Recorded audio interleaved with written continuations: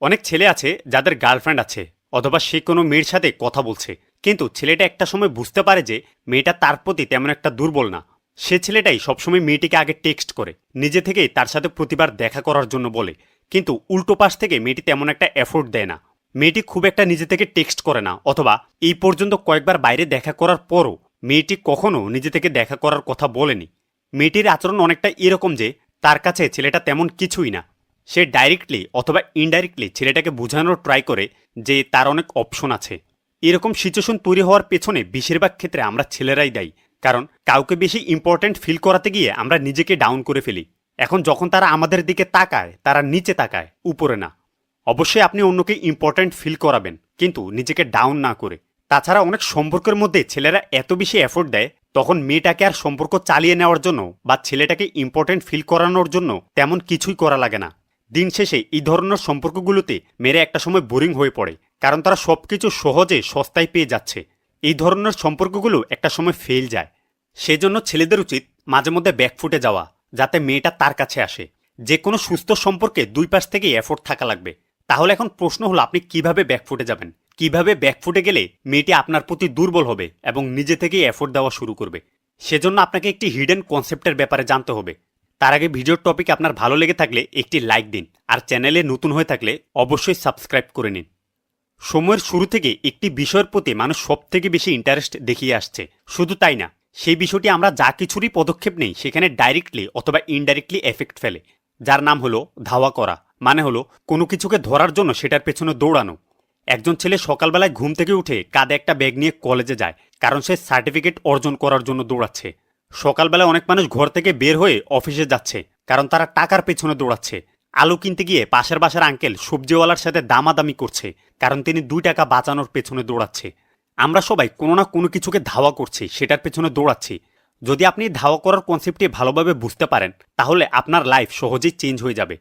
আমরা ছেলেরা চাই কোনো মেয়ে আমাদেরকে পাওয়ার জন্য, ভালোবাসার জন্য আমাদের পেছনে দৌড়াক, আমাদের পেছনে ঘুরুক। কিন্তু অ্যাকচুয়াল অর্থে এরকমটা হয় না, যদি না আপনি এক্সট্রিমলি ফেমাস, ধনী অথবা পাওয়ারফুল না হন। এই ধাওয়া করার কনসেপ্টটি ভালোভাবে বোঝার জন্য বাজারের 10,000 টাকা দামের কোন একটি সস্তা মোবাইল ফোনের কথা চিন্তা করুন। সেই মোবাইল এত সস্তা হওয়ার কারণ হচ্ছে সেই মোবাইলের তেমন কোনো ভ্যালু নেই, আর এই মোবাইল যে কেউ সহজে কিনতে পারবে। এবার আপনি আইফোনের কথা চিন্তা করুন। আইফোন এত দামি হওয়ার কারণ কি? কারণ হলো আইফোন অনেক মূল্যবান। খুব কম মানুষই আইফোন কেনার সক্ষমতা রাখে, আর যার কাছে আইফোন আছে তাকে বড় লোক বলে মনে হয়। মানে এই ফোনটি তার হাই স্ট্যাটাস শো করে। এই জন্যই আইফোনকে মানুষ অন্যভাবে দেখে। আরেকটি এক্সাম্পল দেই। মনে করেন আপনি র্যান্ডম কোনো মেয়েকে গিয়ে বললেন, চলো আজকে হলে গিয়ে মুভি দেখে আসি। এই এক কথায় মেয়েটি সাথে সাথে রাজিও হয়ে গেল এবং আপনাকে তার নাম্বারও দিয়ে দিল। সেই সাথে মেয়েটি এটাও বলল যে সে যে কোনো সময় ফ্রি আছে। এখন এরকমটা যদি আপনার সাথে ঘটে, তাহলে আপনার মাথার ভেতরে অটোমেটিক একটা নেগেটিভ মনোভাব পোষণ হয়ে যাবে। আপনি ভাববেন এত সহজে হয়ে গেছে, মেয়েটা ভালো তো, বলার সাথে সাথেই নাম্বার দিয়ে দিল। ওইখানে মেয়েটার সাথে সাথেই আপনার কাছে সস্তা হয়ে যাবে, কারণ আপনি তার নাম্বার এবং তার সময় সহজেই পেয়ে গিয়েছেন। আপনাকে কোনো এফোর্টই দেওয়া লাগেনি। সুতরাং আপনি যদি কোনো মেয়েকে প্রথম থেকে আপনার প্রতি দুর্বল করতে চান, আপনি চান সে নিজে থেকে এফোর্ট দিক, তাহলে আপনার নিজেকে কোনোভাবেই সস্তা বানানো যাবে না।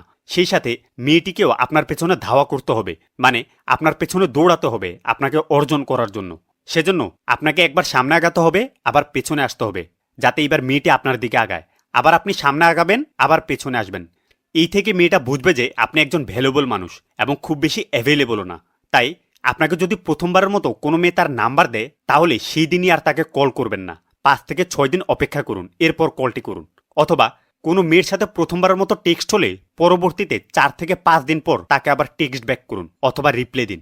আর তখন টেক্সট করার সময় ন্যূনতম 3 থেকে 4 মিনিট পর পর রিপ্লাই দিবেন, সাথে সাথে না। দিনের বেলায় হলে ন্যূনতম আধা ঘন্টা পর। এই থেকে বোঝা যায় আপনি অ্যাভেলেবল আছেন, আবার অ্যাভেলেবল নেই। এখন এই কাজগুলো কেন করবেন? বেসিক সাইকোলজি বলে যে মানুষ হিসেবে আমরা ওইটাই চাই যেটা আমাদের কাছে নেই, অথবা যে বিষয়টি আমরা মূল্যবান মনে করি আমরা সেটাই চাই। আর যেটা সস্তা অথবা খুব বেশি অ্যাভেলেবল সেটাকে আমরা খুব একটা চাই না। আমরা মানুষেরা ওইটার পেছনে দৌড়াই যেটাকে সহজে ধরা যায় না অথবা ধরাটা কষ্টকর। তাহলে এখন মূল প্রশ্ন হলো, আপনি কিভাবে কোনো মেয়েকে অথবা যে কাউকে আপনার পেছনে দৌড়াবেন যাতে সে আপনাকে ধরার জন্য, আপনাকে পাওয়ার জন্য ব্যাকুল থাকে? এটির উত্তর খুবই সিম্পল, তার ইন্টারেস্ট লেভেলটাকে পরিবর্তন করে। যদি কোনো মেয়ে বুঝতে পারে সে আপনাকে যখনই কল করে তখনই আপনি অ্যাভেলেবল থাকেন, তাহলে এখানে তার জন্য কোনো এক্সাইটমেন্ট থাকবে না। অথবা আপনি কোনো মেয়েকে আপনার প্রতি আকৃষ্ট করতে চাচ্ছেন, এখন আপনি দৈনিক তার কলেজের সামনে বা যে কোনোভাবে তার সামনে গিয়ে উপস্থিত হচ্ছেন, তাহলে মেয়েটির আর আপনার প্রতি আগ্রহ বাড়বে না। যদি আপনি মাঝে মাঝে হাওয়া হয়ে যান, যেমন হুট করেই 2-3 দিনের জন্য তার সামনে যাওয়া অথবা যোগাযোগ অফ করে দেন, তাহলে চিত্রটি পাল্টে যাবে। মানুষ হিসেবে আমরা ওই বিষয়গুলোর প্রতি খুব সহজেই ইন্টারেস্ট হারিয়ে ফেলি যেগুলো খুব বেশি অ্যাভেলেবল।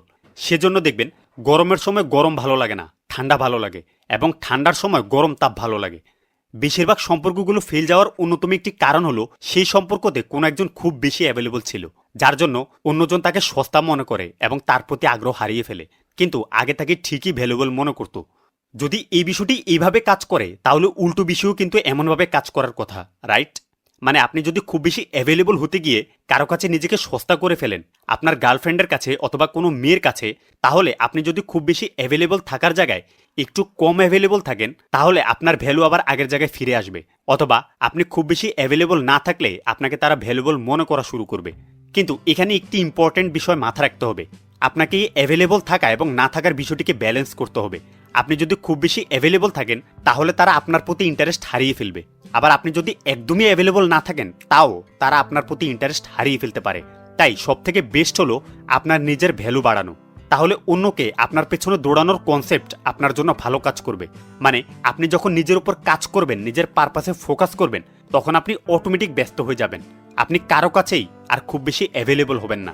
সেই সাথে আপনি যখন নিজের উপর কাজ করবেন, আপনার ভ্যালু একটু একটু করে বাড়তে থাকবে। লাইফে এমন অনেক ডিসিশন আছে যেগুলোকে অযৌক্তিক বলে মনে হয়, মানে সেগুলোতে তেমন লজিক থাকে না। আর এই বিষয়টি আমাদেরকে মানুষ বানিয়েছে।